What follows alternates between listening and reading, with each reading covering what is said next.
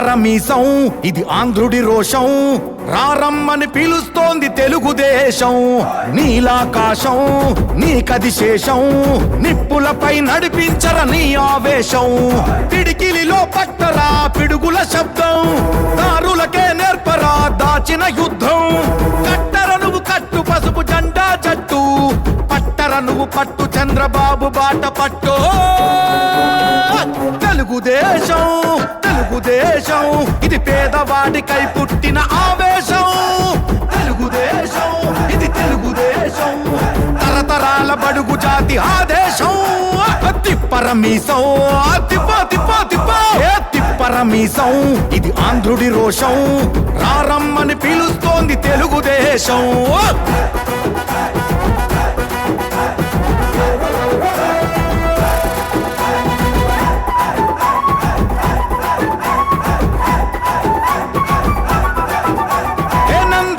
సమాజమే దేవాలయంగా ప్రజలైన దేవుళ్ళు అంటూ తెలుగుదేశం పార్టీ స్థాపించిన స్వర్గీయ అన్న నందమూరి తారక రామారావు గారు ముఖ్యంగా ఒక బడుగు బలహీన వర్గాల ప్రజల కోసం ఒక కూడు గూడు గుట్ట అనే నినాదంతో ప్రతి ఒక్కరికి అందాలనే ఉద్దేశంతో ఈ పార్టీని స్థాపించడం జరిగింది.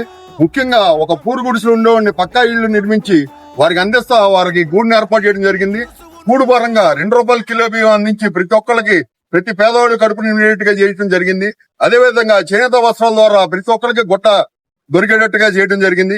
ఈ విధంగా ఒక ఆస్తిలో సమాన హక్కు కల్పిస్తూ ఆడవారిని ద్వారా ఆదరిస్తూ ఇవాళ రోజున ఆడపడుచులన్నా తెలుగుదేశం జెండా నినాదంతో ముందుకెళ్ళడం జరిగింది. ముఖ్యంగా ఆయన పార్టీ పెడుతున్నప్పుడు రంగులు పూసుకునేవాడు ఈయనేం చేస్తాడు అన్న ధీమాతో ఉన్నోళ్లే ఇవాళ పెద్ద పెద్ద పదవుల్లో ఉన్నా సరే ఆయన ఎన్నో వెన్నుపోట్లను భరించి నేడు పార్టీని ఎక్కడికో తీసుకెళ్లడం జరిగింది. ఇవాళ నిజంగా తెలుగుదేశం పార్టీ 22 సంవత్సరాల నుంచి కనీసం అధికారులు లేని పరిస్థితి, అయినా సరే ఇక నాయకులు ఎవరో కూడా పట్టించుకోని పరిస్థితి. అయినా కార్యకర్తల దగ్గర ముందుండి ముఖ్యంగా కొంతమంది కార్యకర్తలు మేమున్నాం పార్టీకి అంటూ ఇవాళ రోజున తెలంగాణలో పార్టీని నడిపిస్తున్నారు. వాళ్ళందరికీ కూడా పేరు పేరున పాదాభివందనం చేస్తున్నా. అదే విధంగా ముఖ్యంగా ఇవాళ తెలంగాణలో తెలుగుదేశం కార్యకర్తలు ప్రతి కార్యక్రమం వాళ్ళ కూడా ఈ రోజున పార్టీ 44వ వార్షికోత్సవాన్ని గట్టిగా జరుపుకుంటున్నారు. ఇది ఈ ఎండాకాలం అని కాదు, ఇంత ఎండలో కూడా ఇంతమంది మహిళలు వృద్ధులు అందరూ కూడా ఇక్కడ విచ్చేసి ఈ కార్యక్రమాన్ని జయప్రదం చేయించినందుకు ప్రతి ఒక్కరికి ధన్యవాదాలు తెలియజేసుకున్నాం. జోహార్ అన్న ఎన్టీఆర్.